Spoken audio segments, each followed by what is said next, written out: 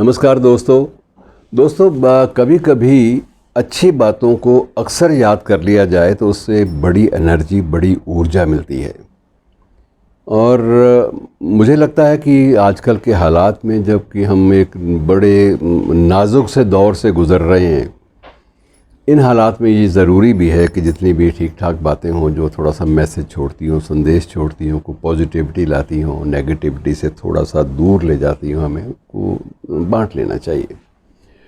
आज मैं एक शख्स की बात मैं कर रहा हूं और वो शख्स से डायरेक्टली तो आप वाकिफ़ नहीं हैं, लेकिन इतना ज़रूर है कि इनडायरेक्टली आप बखूबी वाकिफ़ हैं, ये बात मैं कह सकता हूं।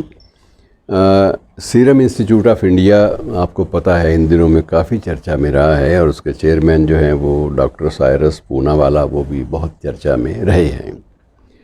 ये बात जिसका मैं ज़िक्र आपसे कर रहा हूँ, बांट रहा हूँ, ये उनके भाई के बारे में है। भाई उनके नाम है कि डॉक्टर ज़ावेरी पूनावाला के नाम से। वो भी एक प्रोमिनेंट बिजनेसमैन हैं और पुणे में बहुत बड़ी इंडस्ट्री है उनकी।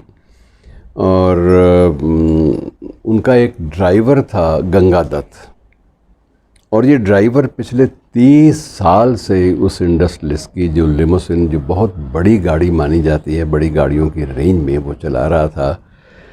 और इत्तफाकन जब डॉक्टर ज़ावेरी पूनावाला जब शहर से बाहर गए, मुंबई गए एक बार, तो मुंबई में उनको एक पता चला, अचानक खबर आई, फ़ोन आया कि इस तरह से गंगा दत्त जो है उसका आज निधन हो गया है, वो चल बसा है। वो एकदम सख्ते में आया कि उसको बहुत ज़्यादा 30 साल साथ रहा हो तो एक बिल्कुल सहज बात है। और ये सही बात तो ये होती है कि एक लगाव सा हो जाता है और हिस्सा बन जाता है ज़िंदगी का।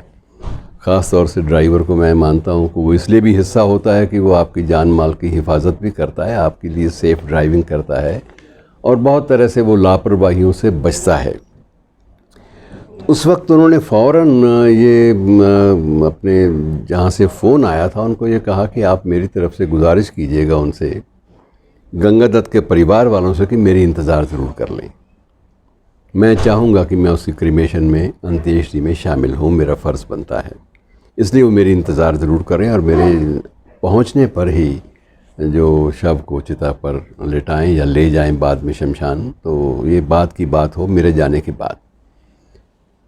अब उस वक्त मुंबई से एक चार्टर्ड हेलीकॉप्टर लिया पूनावाला ने और उसके बाद फ़ौरन वो उस जगह पहुँचे जहाँ उसका मकान था, घर था। परिवार इंतज़ार में था कि कब वो आएंगे। और हेलीकॉप्टर से वहाँ पहुँचने के बाद उन्होंने उसी वक्त ही अपनी जो लिमोसिन कार थी, जो गंगा दत्त चलाया करते थे, वो लिमोसिन कार वहाँ मंगवाई और लिमोसिन कार को फूलों से लाद दिया गया, उसकी पूरी सजावट कराई गई, डेकोरेट करवाया गया उसको। और जैसे कि बहुत किसी को हीरो का सम्मान देना है, नायक का सम्मान देना है, तो उस नज़रिए से आनन फानन में वो फ़ोन पे सारी इंस्ट्रक्शन दे चुके थे कि फूल वाले बुला लो, डेकोरेशन वाले बुला लो, और कार को सजाया गया। और उसके बाद उसी कार पर उसका शव जो है पिछले हिस्से में रखा गया, गंगा दत्त का। और ड्राइविंग सीट पर ख़ुद पूनावाला ने बैठना पसंद किया कि जिस शख्स ने सारी उम्र मुझे ड्राइव किया है, मेरे ड्राइवर के तौर पर अपने फ़राइज़ को अंजाम दिया है, मेरा फ़र्ज़ बनता है कि आज उसकी जो अंतिम रस्म है मैं वो इस ढंग से पूरी करूं। और ड्राइविंग ख़ुद करके उसी गाड़ी को शमशान भूमि में ले गए और उसके बाद उसकी अंतिम जो रस्में पूरी की गई। तो उसके बाद मीडिया वाले भी नेचुरली पहुंचे हुए थे, इसलिए पहुंचे हुए थे कि ये एक उनके लिए न्यूज़ थी कि एक इंडस्ट्री का जो चेयरपर्सन है वो ख़ुद अपने एक एम्प्लॉय की जो उसका जो शव है उसको अपने ढंग से कंधा देने वाली बात हो जाती है कि लिमोसिन में, अपनी लिमोसिन में, जिस लिमोसिन को गंगा दत्त ही चलाया करता था, उसी लिमोसिन में उसको डेकोरेट करके विशेष सम्मान के साथ और ख़ुद ड्राइविंग करके वो ले गया। तो ये मीडिया के लिए, बाद में मीडिया वालों ने सवाल किया कि ये आपने ये क्या किया, ये ज़रूरी था क्या, ये आपने कोई ऐसी बात तो नहीं थी, आपके मन में क्या ऐसी प्रेरणा आई जो आपको लगा कि नहीं ये आपका फ़र्ज़ बनता है। उन्होंने कहा 2 बातें थी। पहली बात तो यह, जिस शख्स के साथ आपका 30 साल से एक रिश्ता रहा हो और उस रिश्ते में कोई 10 to 5 वाली जॉब नहीं थी, 24 घंटे का रिश्ता, जब भी मुझे जाना है, कहीं भी आना है, गंगा दत्त वहीं रहा करते थे। और उसके बाद अपने घर वो बाद में ये भी किया गया कि इंडस्ट्री के बीच में उनको घर भी दे दिया गया ताकि जब भी ज़रूरत पड़े वो बिल्कुल मुस्तैदी से मिलें। और मेरी गाड़ी मेरे वाहक के रूप में वही मेरे साथ हमेशा जाते थे। एक तो ये एहतराम था इस बात का कि जिस शख्स ने इतनी दिन रात मेरी खिदमत की है, मेरी सेवा की है, मैं उसको कैसे भूल सकता हूँ।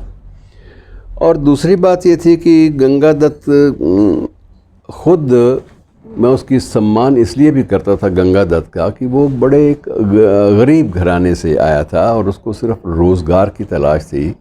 रोज़गार की तलाश में उसने पहले ड्राइविंग सीखी और उसके बाद जब मुझे ड्राइवर की ज़रूरत पड़ी तो वो इंटरव्यू के लिए आया और मैंने ये परफेक्टली पाया कि ये बंदा बिल्कुल सही मेरी पसंद का हो सकता है और मेरी कार यही ड्राइव कर सकता है। इतनी महंगी कार, इतनी बड़ी कार है, वो मैं किसी आम ड्राइवर अननोन के हाथों में नहीं सौंप सकता। मुझे बहुत ज़िम्मेदार किस्म का इंसान लगा।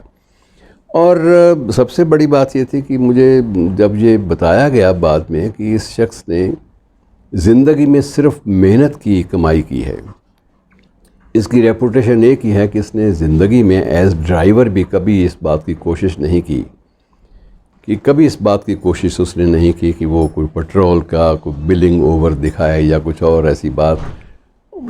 टोटल ईमानदारी की प्रतिमूर्ति रहा है। और सबसे बड़ी मुझे जिस बात ने प्रभावित किया कि इतनी ईमानदारी की ज़िंदगी बसर करने वाले इंसान ने अपने बच्चों पर सारा खर्च किया। उसकी एक बेटी जो है वो चार्टर्ड अकाउंटेंट है और बड़ी नॉन चार्टर्ड अकाउंटेंट है, और दूसरी जो उसका जो एक उनका जो बेटा है वो भी एक डॉक्टर है, और दोनों हाईली क्वालिफाइड और अपने अपने प्रोफेशन में उनका नाम है। लेकिन इतने मुझे इस बात ने बहुत प्रभावित किया कि इतने 2 होनहार बच्चों का बाप होने के बावजूद गंगा दत्त ने मेरी सर्विस में, मेरी सेवा में कोई कोताही नहीं आने दी और अपने सिर पे ये भूत नहीं सवार किया कि मेरे 2 बेटे तो ये हैं, मेरे 2 बेटे वो हैं। कभी उसने डींग नहीं हाँकी। वो उसी विनम्रता और शालीनता के साथ मेरी सेवा में रहा है। तो ऐसे बंदे की अंतिम क्रिया में जाना, ये मुझे लगा कि मेरे लिए गर्व की बात भी है, मेरा फ़र्ज़ भी है, और ये एक सिर्फ मेरा एक एम्प्लॉयर होने के नाते फ़र्ज़ नहीं है बल्कि एक इंसान होने के नाते भी फ़र्ज़ है कि उसकी कम से कम जो अंतिम यात्रा है उसमें तो मेरी मुख्य भूमिका होनी ही चाहिए। तो ये दोस्तों, ऐसी जो कहानियाँ हैं ये हमें बहुत कुछ सिखाती हैं। और ज़िंदगी में कई बार ऐसे मोड़ आते हैं जब हम बहुत तकलीफ़ में होते हैं, बहुत निराश होते हैं, नेगेटिविटी, नकारात्मकता हमारे जहन पे सवार होती है। तो ऐसे वक्तों में ऐसे जो अफसाने हैं या ऐसी जो घटनाएं हैं जो रियल लाइफ स्टोरीज़ होती हैं वो बहुत प्रेरणा देती हैं, बड़ी एनर्जी देती हैं, बड़ी ऊर्जा मिलती है। शुक्रिया दोस्तों।